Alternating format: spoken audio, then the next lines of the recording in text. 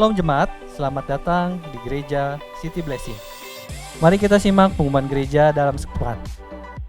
Minggu depan kita masih beribadah bersama-sama secara online di channel yang sama. Saya tunggu kehadirannya di minggu depan.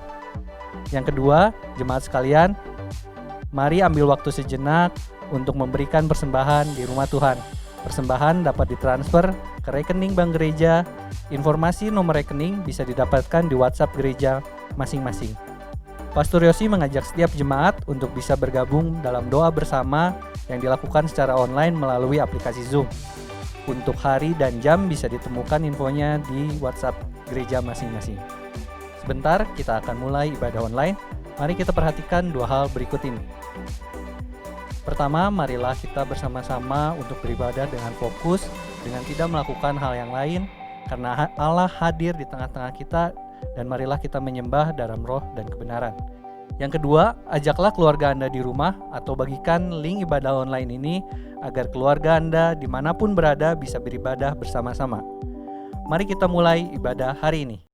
Shalom Jemaat yang terkasih, apa kabar? Saya berharap saya percaya setiap kita terus, walaupun ibadahnya online, kita tidak bertemu langsung bertatap muka, tapi setiap kita masih terus menjaga kasih kita di antara kita sekalian dan terus menyembah Tuhan, terus memuji Tuhan dan terus mendekat kepada Tuhan. Mari kita buka ibadah ini dengan doa. Benar Tuhan, apapun yang terjadi, apapun yang sedang kami alami, kami mau terus mendekat kepada Engkau, kami terus mau belajar firman-Mu, kami mau terus menjadi dewasa di dalam Engkau Tuhan. Terima kasih untuk hari yang baru, terima kasih untuk kesempatan hari ini kami datang, walaupun online kami percaya keluarga kami, City Blessing dimanapun berada, berdoa bersama, menyembah bersama, menari memuji Engkau bersama-sama. Kami serahkan waktu-waktu jam-jam ibadah ini ke dalam tangan Tuhan, mari berbicara beracara bagi setiap kami Tuhan. Kami siap untuk mendengar dan menjadi pelaku firman-Mu. Di dalam nama Tuhan Yesus kami berdoa. Haleluya, amin.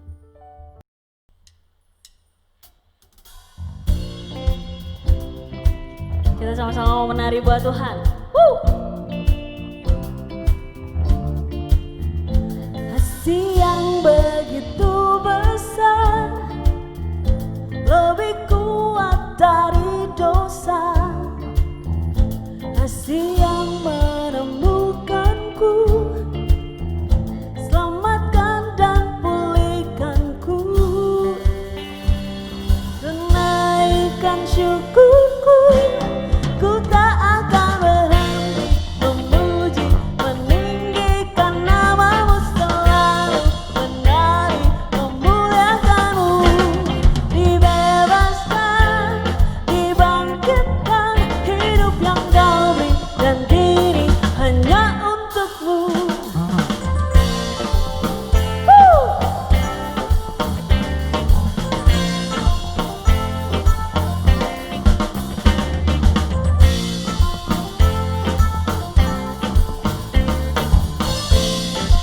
Sama-sama katakan, kasih yang begitu besar, lebih kuat dari dosa. Kasih yang menemukanku, selamatkan dan pulihkanku. Tunaikan syukurku, ku tak akan berhenti memuji, meninggikan nama-Mu selalu, menari memuliakan-Mu.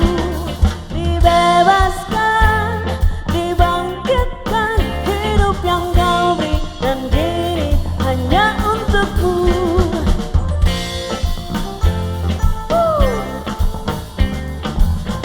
Kami mau menari buat Engkau Tuhan.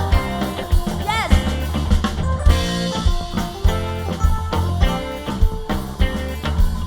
Yuk sama-sama naikkan syukur kita. Ku naikkan syukurku,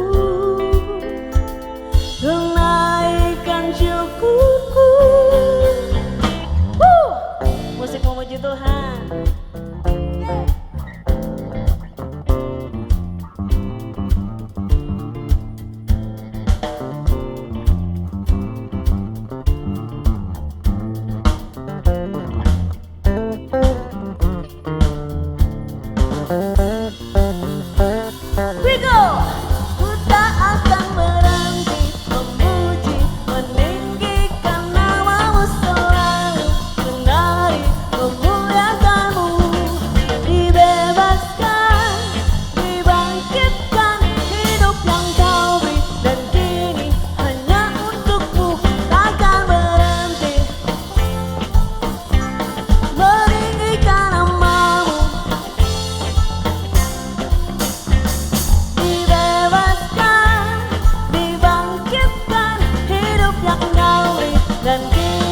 hanya untukmu. Hidup yang kau beri dan kini hanya untukmu.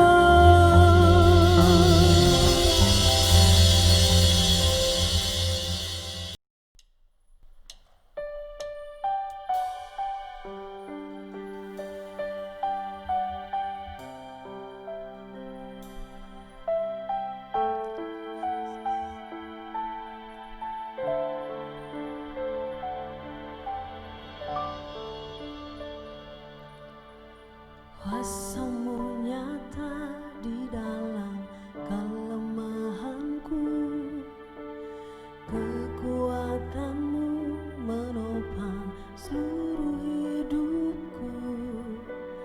Dari mana datang pertolonganku? Hanya Yesus pertolonganku. Engkaulah sumber kekuatan hatiku, tempat persembunyianku. Engkau penolong di saat susahku, tempat perlindunganku. Kau menara dan peri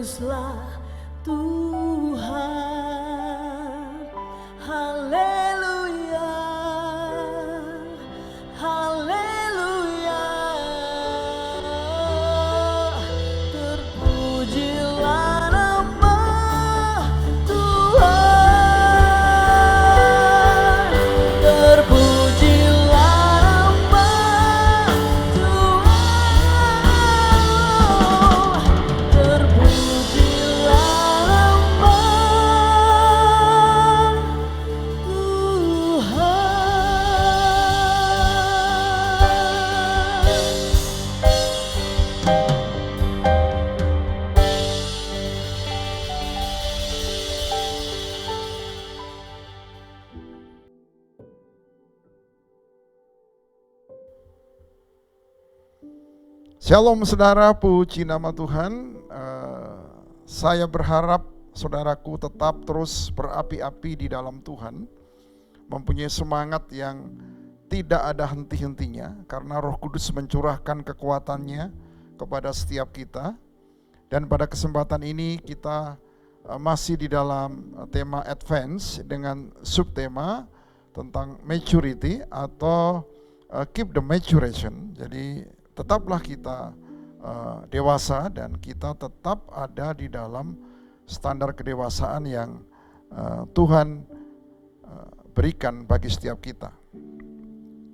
Firman Tuhannya kita akan lihat dari Lukas pasal 21 ayat 1 sampai dengan 4, saudara.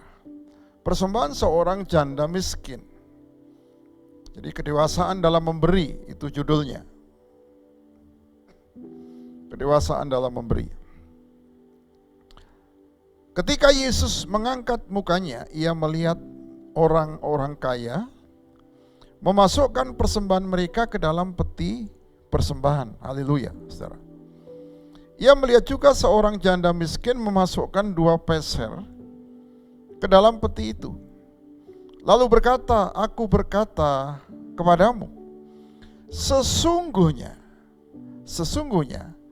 janda miskin ini memberi lebih banyak daripada semua orang itu. Sebab mereka semua dikatakan memberi persembahannya dari kelimpahannya. Tetapi janda ini memberi dari kekurangannya.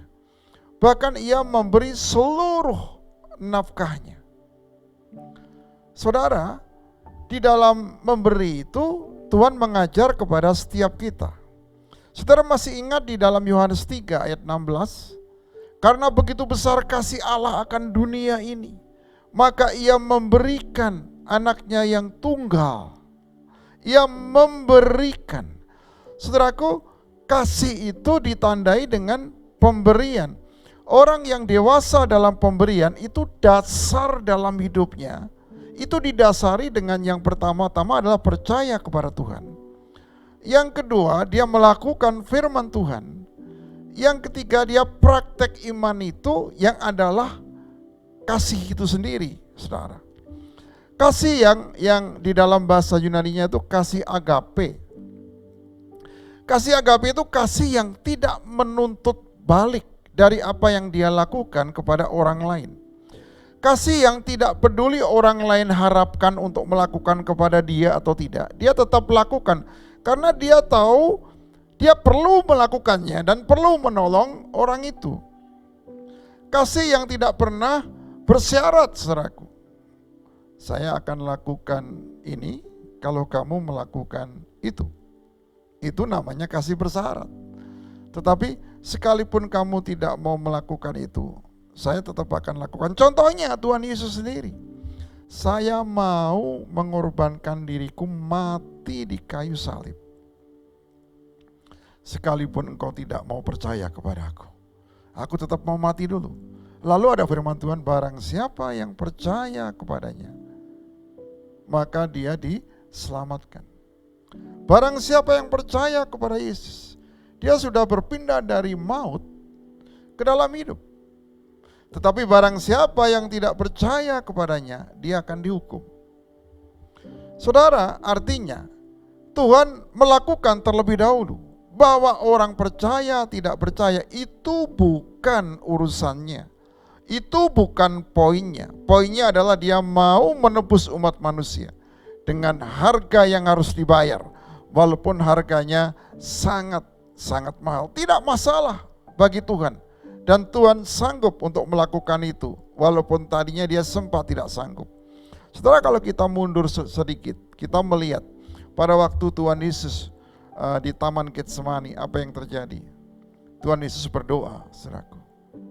Doa yang pertama dia doa sendirian. Dia bergumul kepada Tuhan. Dia katakan, Bapa,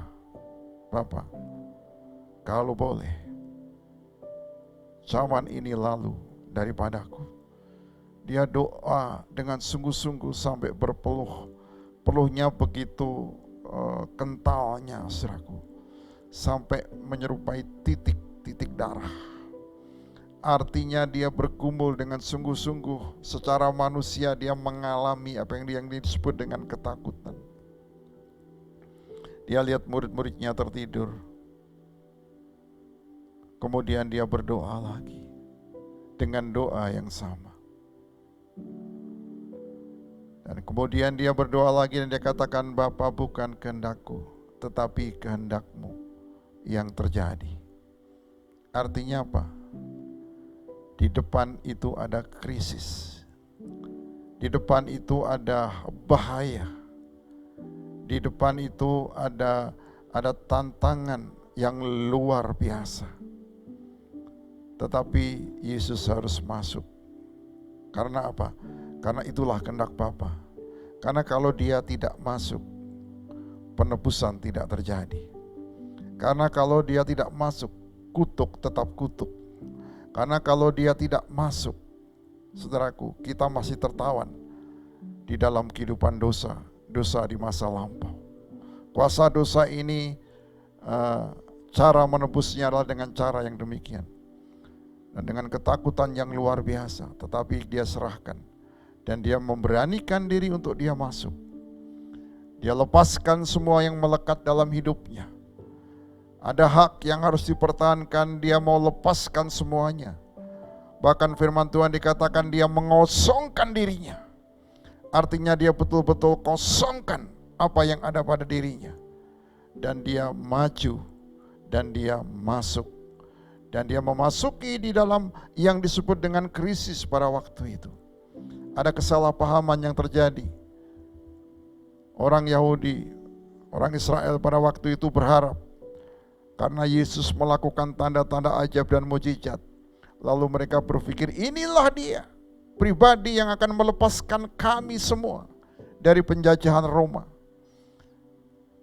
Dan ternyata Tuhan Yesus bukan untuk membebaskan dari penjajahan Roma, tetapi Tuhan Yesus akan membebaskan kehidupan dari setiap orang yang terikat dengan kuasa-kuasa dosa. Dan pada waktu Tuhan Yesus ditangkap, teraniaya, dipukul, banyak orang memalingkan diri, saudaraku. Mereka tidak melihat, mereka pikir aduh, pengharapan kita ini betul-betul tidak akan kecapai kalau seperti ini yang terjadi. Padahal yang Tuhan Yesus maksudkan, ada hal yang lebih mendasar dari setiap kehidupan ini, bahwa setiap orang harus diperdamaikan dengan Tuhan. Dan ketika dia teraniaya, setiap cambukan itu membayar harga. Setiap tetes darah yang jatuh itu membayar hutang-hutang, kesalahan dan kutuk. Dan ketika tangannya terpaku, kakinya terpaku di kayu salib itu, mati dengan cara yang hina itu, saudara. Maka Tuhan menggenapkan, dan di Yohanes pasal 19 ayat 30 Tuhan katakan seperti ini, sudah selesai. Artinya apa? Semua beban itu telah diselesaikan oleh Tuhan Yesus. Dia boleh mati di kayu salib. Dan dia katakan tetelestai. Artinya Tuhan sudah selesaikan dosa di masa lalu dan dosa yang sedang berjalan. Bahkan yang akan datang sekalipun, Tuhan telah menyelesaikan, saudara. Haleluya. Tuhan kita ajaib. Tuhan kita luar biasa. Bapa kita, Bapa yang mengerti akan kebutuhan mendasar kita. Bapa kita, Bapa yang mengerti bagaimana supaya dalam hidup kita ini kita mengalami kemenangan. Supaya dalam kehidupan kita ini, kalau kita mengalami peperangan yang kita harus hadapi, saudaraku. Paulus mengatakan bahwa gunakan selengkap senjata Allah, saudara. Dan peperangan yang sesungguhnya sudah dimenangkan oleh Tuhan. Tinggal kita menapaki jalan kehidupan kita sesuai dengan panggilan yang Tuhan telah berikan kepada kita. Untuk kita meresponi panggilannya. Untuk kita terus maju dan menjawabnya berapapun harga yang mesti dibayar. Saudaraku, ada beberapa hal yang kita mesti lihat di dalam kedewasaan ini. Kedewasaan dalam memberi itu penting, saudaraku. Oh, saudara bisa memberi waktu, puji Tuhan. Saudaraku memberikan doa-doamu, haleluya. Memberikan perhatianmu, yes, saudaraku. Saudaraku peduli dengan saudara-saudara yang lain. Saudaraku peduli dengan orang-orang yang berkekurangan, orang-orang yang berkebutuhan. Oh puji Tuhan. Tetapi ada hal saudaraku yang kadang-kadang ini sering kali ditulis berkali-kali di dalam Alkitab. Saudaraku, ada 100 kali ditulis dalam Alkitab soal pemberian ini. Dan pemberian di saat-saat kita sendiri sedang membutuhkan bukan hal yang mudah. Tetapi Tuhan Yesus telah menyatakannya, saudaraku, di dalam kitab Lukas. Lukas pasal 21, ayat 1 sampai dengan 4. Ketika orang datang ke bait Allah, ada orang-orang kaya memberikan pemberiannya. Puji Tuhan. Mereka memberi dari kelebihannya, saudaraku. Tetapi suatu saat dia mengajarkan kepada murid-muridnya. Yang tadi kita baca, saudaraku, di ayat yang ketiga.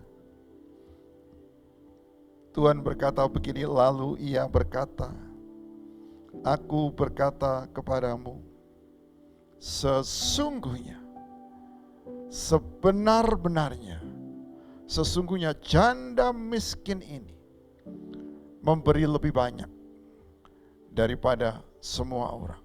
Oh, orang dunia tidak bisa melihat itu. Buktinya nominalnya sangat-sangat tidak berharga, sangat-sangat kecil. Mungkin orang juga nggak pernah lihat, nggak pernah perhatikan. Kenapa? Karena begitu kecilnya, saudara. Sekali lagi, di perjanjian lama dicatat di dalam kitab 1 Samuel. Pada waktu Tuhan menolak Saul, apa yang dilakukan oleh Daud? Oh maaf, bukan Daud maksud saya. Apa yang dilakukan oleh Samuel yang dipakai oleh Tuhan, saudaraku? Dia diutus oleh Tuhan, pergilah ke Bethlehem. Di tempatnya Isai, dia punya anak laki-laki. Ada 8 anak laki-laki. Karena Tuhan telah menjatuhkan pilihan bagi seorang calon raja menggantikan Saul yang tidak setia kepada Tuhan. Samuel dengan semangat dia pergi. Tapi pergi juga dengan hati-hati. Karena ada Saul yang masih memerintah. Jangan-jangan nanti dipolitisir dalam tanda petik kalau bahasa sekarang, saudaraku. Makanya hamba Tuhan juga perlu punya hikmat. Samuel punya hikmat dalam hal ini, punya hitungannya. Dia datang sedemikian rupa. Dan dia panggil anaknya Isai, satu lepas satu. Ada anak-anak yang menjadi perwira tentaranya di kerajaan yang dipimpin oleh Saul. Oh, dia lihat ini luar biasa. Ini jalannya aja sudah jalan seorang raja. Parasnya, profilnya, penampilannya, wow, raja.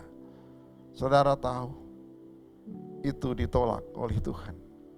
Datang lagi anak yang kedua, ditolak oleh Tuhan. Datang lagi anak yang ketiga.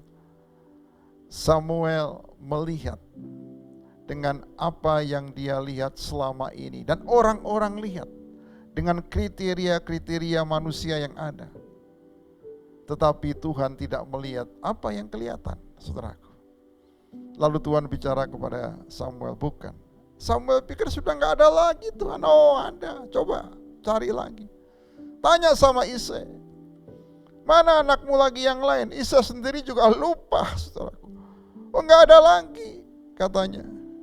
Daud ini pribadi yang terlupakan, tetapi Daud tidak sakit hati karena itu. Dia tetap menikmati akan tugas tanggung jawab untuk mengembalakan 2-3 ekor kambing domba milik ayahnya itu. Dia tetap menikmati dan melakukannya dan bertanggung jawab. Tidak ada satupun yang hilang dari tugas pengembalaan dia. Dan ketika didesak lagi, Tuhan bicara sama Samuel, manusia melihat yang kelihatan, tetapi aku melihat hati. Saudara, Tuhan itu melihat hati. Jadi ukuran dari sebuah pemberian itu hati, saudara. Di mana hartamu berada, di situ hatimu berada, saudara. Itu firman Tuhan, katakan begitu. Dan ketika pada waktu itu Daud muncul, wah, Tuhan katakan, ini dia, urapi dia. Orangnya tidak terlalu tinggi, anaknya masih relatif muda, pipinya masih kemerah-merahan. Tetapi kalau Tuhan punya rencana, sekalipun menurut manusia kriterianya enggak masuk, saudaraku. Tetapi bagi Tuhan tidak ada yang mustahil. Tuhan tetap melakukan rencananya. Manusia mencoba untuk menutupi. Manusia mencoba untuk menghalang-halangi. Tetapi rencana Tuhan tetap terjadi. Dan Daud dipersiapkan dan diurapi menjadi raja. Ayat yang ketiga dari Lukas 21. Aku berkata kepadamu, sesungguhnya janda miskin ini, janda miskin saudara, memberi lebih banyak daripada semuanya itu. Kita akan lihat sebenarnya apa sih yang diberikan lebih banyak ini. Kita lihat ayat yang keempat. Sebab mereka semua orang-orang yang kaya tadi memberi persembahannya dari kelimpahannya. Aku memberi, aku masih punya banyak. Aku memberi, aku masih punya banyak. Tetapi janda ini dikatakan memberi dari kekurangannya, dari yang dia tidak punya. Wah, memberi dari kekurangannya. Bagaimana nih saudaraku? Saudara, kalau saudara tidak punya, kalau saudara ingin memberi lalu meminjam, bukan itu maksudnya saudaraku. Tuhan tidak kehendaki saudaraku memberi dari pinjaman. Apa yang ada pada saudara, apa yang ada pada saya, itu yang mesti diberikan. Bahkan ia memberi seluruh nafkahnya, ini maksudnya saudaraku. Di seluruh kehidupannya. Lalu dia hidup setelah itu, ya dia hidup dengan percayanya kepada Tuhan, bahwa Tuhan itu tidak pernah meninggalkan anak-anaknya. Saudaraku, di dalam Ibrani 13 ayat yang kelima, kalau saudaraku baca, janganlah engkau menjadi hamba uang, tetapi cukupkanlah dirimu dengan apa yang ada padamu. Karena Tuhan sekali-kali tidak akan meninggalkan engkau. Artinya apa? Kita ini berkewajiban untuk mengelola. Besar dan kecil itu relatif. Yang penting dari kita bagaimana kita mengelolanya. Dan janjinya Tuhan tidak akan meninggalkan kita. Dan apa yang terjadi saudaraku pada saat kita melepaskan memberi, bahkan memberi dari kekurangan, mungkin dari seluruh apa yang ada pada kita. Apakah terjadi saudaraku, orang-orang demikian akan mati kelaparan? Pernah enggak terjadi di dalam kisah Tuhan yang dicatat? Oleh karena orang memberi, kemudian mereka akan kekurangan dan mereka mati dalam kelaparan. Saudaraku, di zaman Elia, saudaraku ingat tentunya, ada seorang janda di Sarfat, punya satu anak. Dan waktu itu musim paceklik. Paceklik itu musim di mana hasil-hasil itu sangat terbatas, musim kekeringan. Air serba sedikit, hasil gandum serba sedikit, semua serba sedikit. Dalam konteks kondisi sekarang ini, pandemi seperti ini, saudaraku, ada banyak pembatasan. Tetapi pertanyaan saya, apakah Tuhan bisa dibatasi enggak, saudaraku? Tuhan tidak bisa dibatasi. Lalu Tuhan yang ada pada orang percaya itu, apakah lalu menjadi terbatas oleh karena pandemi ini? Tolong saudaraku pikirkan sejenak dan renungkan sejenak. Bahwa Tuhan itu tidak bisa dibatasi dan tidak ada yang bisa membatasi Tuhan. Termasuk Tuhan tidak bisa dibatasi oleh saudara sendiri. Untuk Tuhan bisa melakukan pekerjaannya. Haleluya. Saudaraku, ingat janda di Sarfat itu. Apa yang dilakukan ketika Elia datang?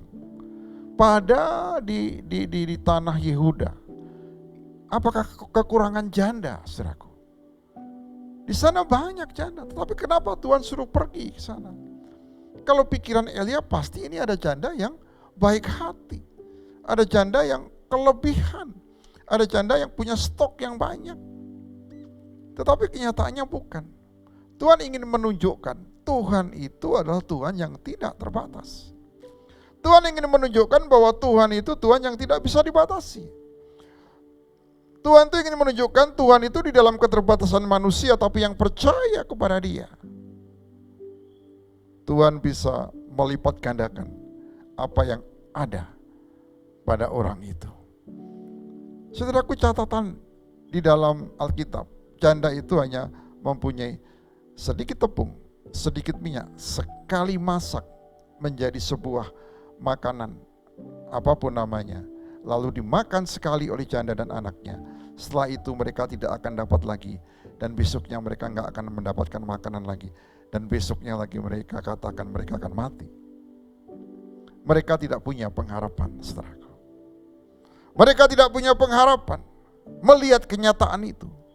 Tetapi Tuhan adalah Tuhan yang memberikan kepada kita pengharapan dan kepastian. Itulah Tuhan kita. Dan pada waktu Elisa datang, janda ini sedang mencari kayu, saudara. Lalu Elia katakan begini, ibu, tolong masakkan aku roti. Janda ini polos dan dia katakan, masak roti? Ada si tepung, ada si minyak, sekali aku masak habis. Sudah, lakukan saja, ini firman Tuhan, ketika engkau memasakkan itu, engkau tidak akan kekurangan. Puji Tuhan, saudaraku, janda ini ternyata janda yang percaya kepada Tuhan. Ketika dia memasak, lalu diberikan kepada Elia, dimakan sama Elia. Dia mau masak lagi, tepungnya itu enggak kurang, saudara. Minyaknya itu juga enggak kurang, dipakai. Tapi enggak kurang. Di masa-masa kekeringan, masa kekurangan, masa yang serba terbatas itu, dia tetap hidup. Dan Tuhan pelihara dia. Apa yang menyebabkan itu? Pemberian. Ketika dia berani memberi dan melangkah, maka Tuhan sudah melangkah jauh lebih ke depan. Sehingga kekurangan itu tidak akan pernah menyerang janda itu. Kekurangan itu tidak akan pernah menyerang kehidupan setiap orang percaya. Kekurangan itu tidak pernah menyerang bagi saudaraku yang mendengar firman Tuhan ini. Bahkan Tuhan menyediakan. Bahkan Tuhan berjanji bahwa Tuhan tidak pernah meninggalkan, artinya Tuhan ada bersama-sama dengan kita. Artinya pula, kalau kita memasuki masa krisis, masa yang terbatas ini, Tuhan ada nggak, saudaraku? Tuhan ada. Tuhan ada di masa yang terbatas ini. Tuhan ada di masa krisis ini. Artinya kalau Tuhan ada, saudaraku, masuk akal nggak kita kekurangan? Tidak. Artinya, walaupun kekurangan itu ada, tapi pemeliharaan Tuhan itu tetap bekerja, saudaraku. Saudaraku, percayakan hal ini. Puji nama Tuhan. Kita memasuki, saudaraku, meditasi atau renungan pada saat ini. Renungan yang berikutnya, saudaraku, seorang janda lagi yang ditinggal oleh suaminya. Suaminya seorang nabi. Oh, dipakai Tuhan, tapi dia dipanggil Tuhan. Janda ini punya anak. Di depan pintunya sudah ada orang-orang penagih-penagih utang.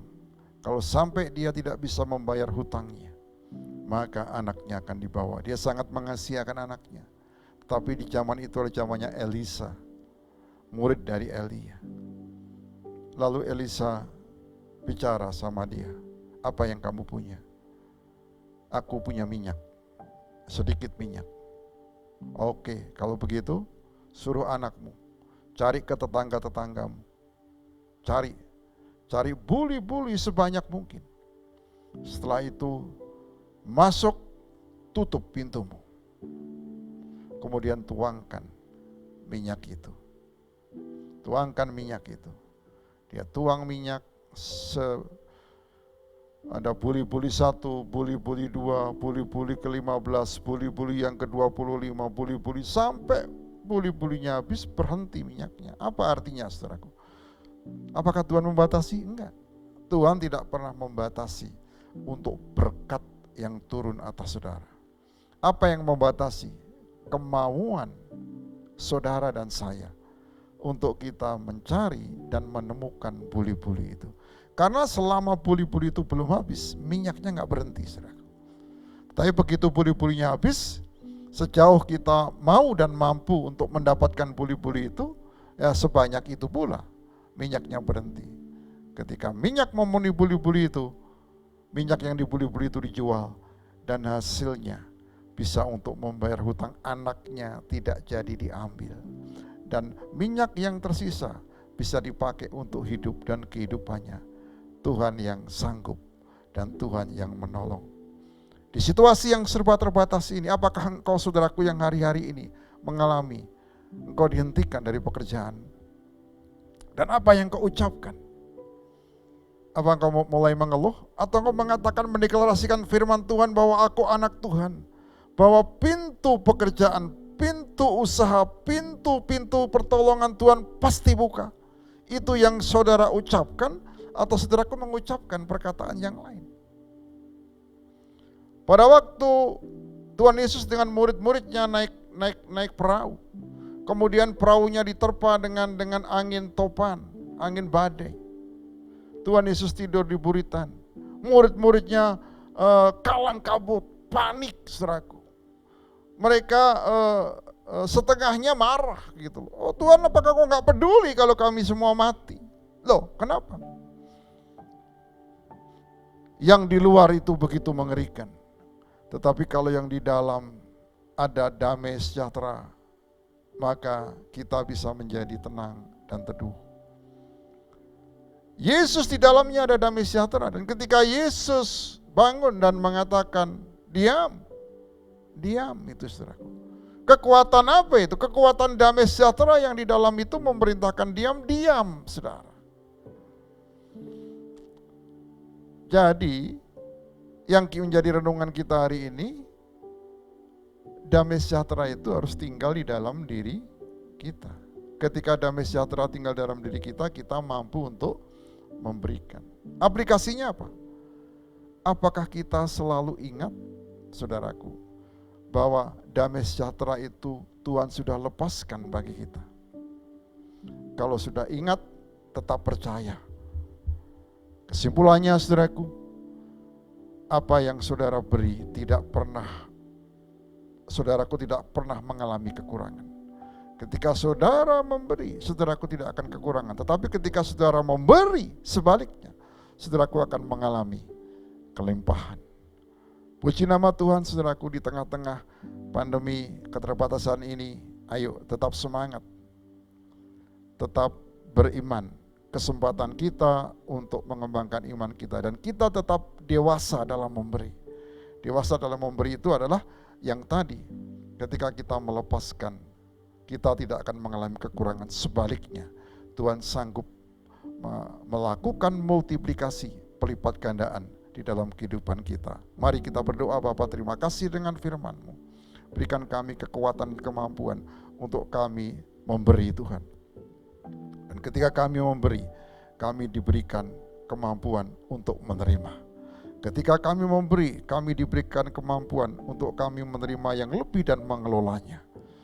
Dan ketika kami terus memberi, kami didewasakan di dalam hal pemberian ini. Dalam nama Tuhan Yesus, kami berdoa. Saudaraku, mari buka hatimu, angkat tanganmu. Bapa menghadapkan wajahnya kepada saudara, melepaskan damai sejahtera. Saudaraku yang kekasih, terimalah berkat anugerah Bapa bersama dengan Yesus Tuhan dan Juru Selamat kita dalam persekutuan dengan Roh Kudus. Di dalam nama Tuhan Yesus, kami berdoa dan bersyukur. Haleluya. Amin. Tuhan Yesus memberkati. Sampai jumpa minggu depan. Shalom.